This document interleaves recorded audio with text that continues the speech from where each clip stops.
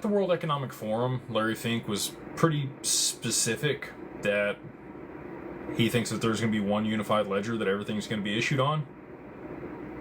I don't know why I would say that if it was going to be multi-chain in the future.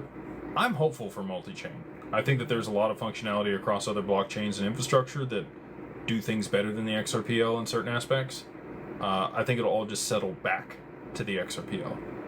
So, quite possible.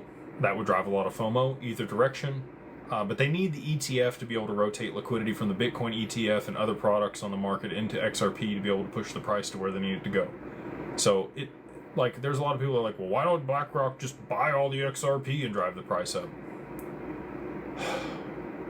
The liquidity has to rotate from somewhere else. They can't just sell off clients' assets. The clients themselves have to do that. Like, their advisors can say, hey, we think we should transfer you into this product. What do you think? Then they can do that. Or they can move their own funds that they manage into those products. But those products have to be liquid and on the market and tradable in order to be able to do that. And right now, you can't have a direct ownership of XRP by an institution. They could put it on their balance sheet, I guess, and they probably already have some on their balance sheet, but again, there's economies of scale that happen when you have access to the market's liquidity versus your own liquidity. So, I don't think I've given this exact speech, but I've talked about it before.